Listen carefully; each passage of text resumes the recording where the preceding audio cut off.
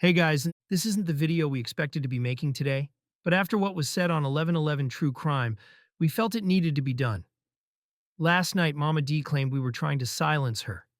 She said we attacked her channel, that we don't show a single receipt, that we're fiction, that we're AI hiding behind a keyboard. Let's clear that up. We didn't file a copyright claim to silence anyone. We did it because our work, our words, our research, were taken and reused without permission, behind a paywall. Not only that, but the same members-only videos had already been used to discredit us. We'll come back to that later. You can't call someone untrustworthy in one breath and profit from their work in the next. But more than that, this is bigger than one disagreement. It's about focus, about staying rooted in facts, about making sure Jay Slater's name isn't buried under noise and ego. This channel didn't start for attention, not for subscribers, not for influence, and definitely not for money. People were asking questions, but there were wild theories spreading, too many distractions, and not enough focus on what could actually be proven. We started this to cut through the noise, to stay grounded and to find out the truth. We research, we verify, we compare, we use court filings like the Auto and the Officio. We've mapped cell tower coverage, analyzed SAR freeze rules, broken down WhatsApp metadata, tracked inconsistencies in the timeline. And when we speculate, we make it clear. Always. That's what makes this channel different. And that's why this matters. Because we're not hiding behind anything. We're building something. A case, a record, a search for the truth. We're not here for drama. We're not here for a feud. We're here because Jay can't speak for himself.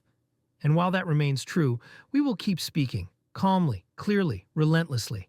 Because we believe justice for Jay isn't a slogan, it's a standard, and we hold to it. Let's get into it. Before the copyright strike, long before, Mama D talked about our work on a members-only stream.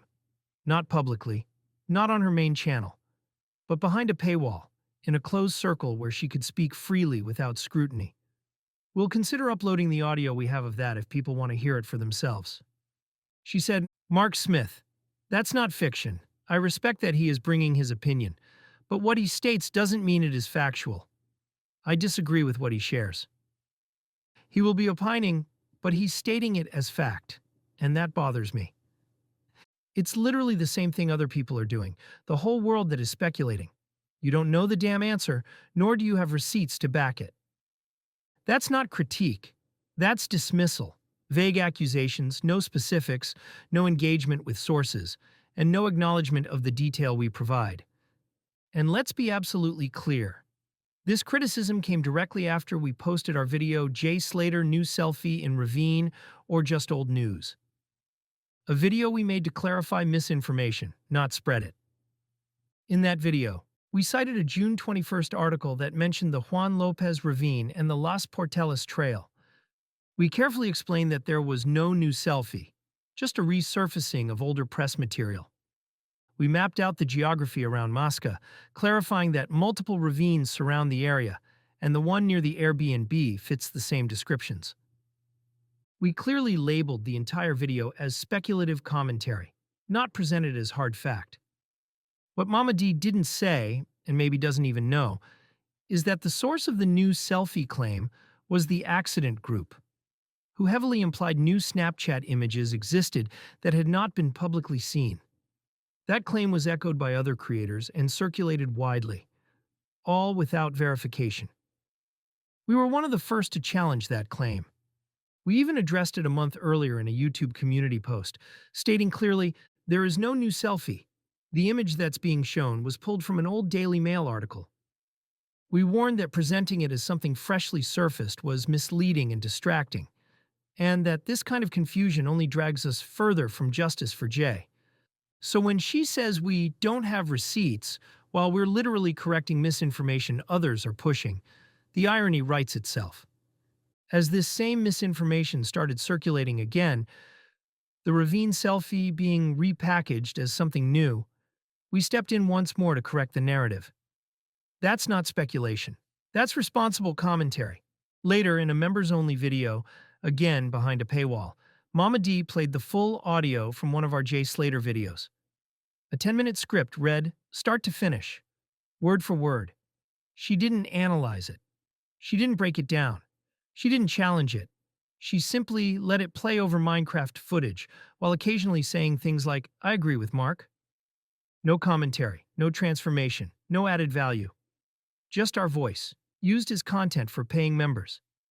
And as more of her content came to light, we discovered this wasn't an isolated case.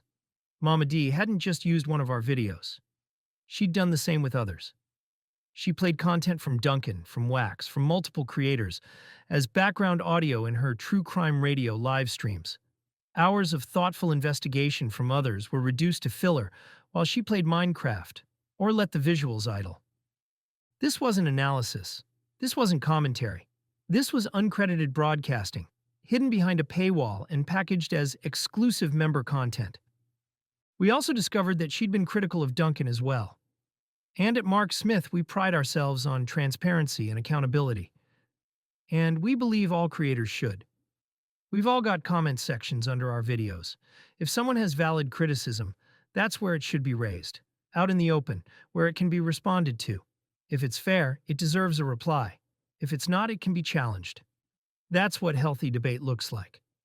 But to make accusations behind closed doors, where creators have no chance to respond, we found that unacceptable. One specific example stood out. Mama D publicly criticized our analysis of the WhatsApp message Jay's mom received, the one with a partially scribbled out name. She questioned our conclusion that Rocky couldn't be the name. But unlike speculation, we didn't guess. We did the work.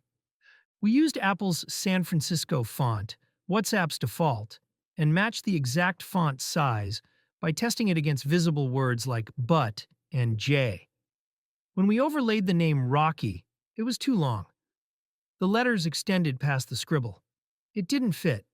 When we tried Nikki, the fit was perfect. Spacing, alignment, and shape. This wasn't guesswork. This was font forensics. So to Mama D we say, if you believe Rocky fits, show us. Use the correct font. Match the size exactly, and make it align without shrinking the letters or moving them. Because we already did. And it didn't. And when you combine that kind of behind-the-scenes criticism with the reuse of our work in monetized content, the pattern becomes clearer still.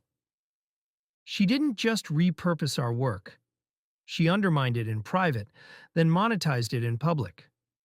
That's not collaboration. That's not respect. That's exploitation. Plain and simple. So we filed the copyright claim. And when we did, respectfully and fully within YouTube's guidelines, it wasn't done out of spite, and it wasn't done to start a feud. It was done because we take this seriously. If someone publicly dismisses your work as fiction, calls it receiptless, and questions your credibility, but then turns around and uses that same material in a members-only video for paying subscribers, that's not fair use. That's not support. That's contradiction. You're allowed to take that seriously. This channel represents hours of sourcing, hours of writing, hours spent comparing evidence, verifying details, and checking facts against speculation. What we publish isn't filler. It's not meant to entertain. It's meant to inform. It's meant to bring clarity. And we also find it highly disrespectful, not just to us but to every creator working with care, that our research and the memory of Jay Slater could be used as background audio for Minecraft or ASMR-style content. That's not a tribute. That's not spreading awareness. That's treating serious work as noise. Because this isn't just audio. It's structure, it's research, it's purpose, and it was made for one reason. Jay. In her public response, Mama D said, I thought I was supporting their channel. I gave them a shout out. But that doesn't hold up. You can't call someone speculative, receiptless, and misleading in one breath. Then use their work for your monetized content in the next, and claim it was support. That's not support, that's spin.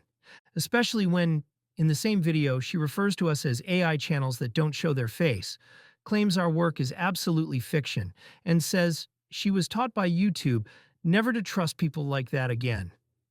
Let's be very clear. This isn't about personality or preference. It's about purpose. Because the Mark Smith channel didn't rise from drama or gossip. It rose from silence. the same silence that followed Jay Slater's death. It rose from the need to ask hard questions that no one else was asking. And it rose from the belief that even if others distort the facts or hijack the narrative, we would hold the line. We've said it before, and we'll say it again. We don't need the views. We don't need the subscribers. And we definitely don't need the money. What we need, what this entire community needs, is truth. And truth doesn't come with flashing thumbnails or Minecraft overlays. It comes with work, with patience, with receipts, with a willingness to be wrong, and a responsibility to make it right. We are not a channel that shouts over others. We're a channel that holds a mirror to the facts and to ourselves. So if Mama D felt she was promoting us while simultaneously describing us as dangerous, untrustworthy, and attacking creators who care about Jay, then that contradiction isn't ours to carry, it's hers. Because calling someone dishonest behind the scenes and then saying you were helping them out publicly isn't generosity, it's deception. And that's not support. That's the opposite of integrity. In multiple videos, Mama D told her audience that we don't show a single receipt, that what we do is speculation without substance. Let's address that directly. We've shown receipts, publicly, repeatedly, and with transparency. When we covered the WhatsApp screenshot, we not only presented the message itself, but detailed metadata, publication timelines, and TikTok video sequences to confirm its validity. When we discussed the Snapchat image, we matched it to its original Daily Mail article and debunked claims of it being new. Our post, correcting that image, circulated a month before most creators acknowledged it. In our work on Pension Playa, we use cross-reference data on room numbers, UK name frequencies, and even manual analysis of English language reviews to clarify it was highly likely Lucy stayed there. Speculation was labeled clearly, not hidden as fact. We spent hours researching BTS tower locations around Moscow and their likely coverage areas, and carefully cited Spanish court documents, both the Oficio and Auto, when explaining the lack of cell tower confirmation placing Jay in Moscow. We've gone into banking freezes, FCA rules, data requests, and ICO procedures when talking about Jay's financial timeline. We do not hide our sources. We quote them. We show them. We even label speculative elements explicitly. So when someone says we don't show receipts, it means they haven't looked. Or worse, they've looked. And they're choosing to misrepresent the work. And when you mix that misrepresentation with the reuse of our work in multiple member-only videos, it becomes something bigger than just a difference of opinion. It becomes a direct challenge to the integrity of what we're doing. And we will always defend that. We don't do this for praise, for feuds, or to outshine anyone. We do it because Jay Slater is gone. And every time someone distracts, distorts, or derails the truth, that justice gets harder to reach. We filed that strike because someone tried to profit off our work while smearing our name. They used our voice, our research, our structure, all while whispering behind a paywall that we weren't to be trusted. Let us be absolutely clear. We will never use this platform for revenge. We are not here for petty battles. We are not here to fight for views. We are here for one thing, and one thing only. Justice for Jay. That is not a slogan. It's a commitment. We stay up reading court filings while others chase gossip. We map out cell tower coverage while others speculate. We break down metadata, build timelines, and ask hard questions. We don't let rumors run unchecked. We bring receipts when others bring sound bites. We verify. We challenge. We do the work. We don't need faces on camera. We need facts on record. We're not building a brand. We're building a case. Jay Slater cannot speak for himself. Others use his name for views. We carry it with purpose. We will not be baited. We will not be shaken. We will not be distracted. If we're truly searching for justice for Jay, then challenging each other's theories isn't discrediting. It's responsibility. Until we have the one airtight truth, every claim must be tested. We are not a trend. We are not a moment. We are not alone. We are many voices, speaking with one message. Justice for Jay, nothing more, nothing less. And we will not stop, ever. Thanks for watching, and as always, we love to hear your thoughts and opinions in the comments below.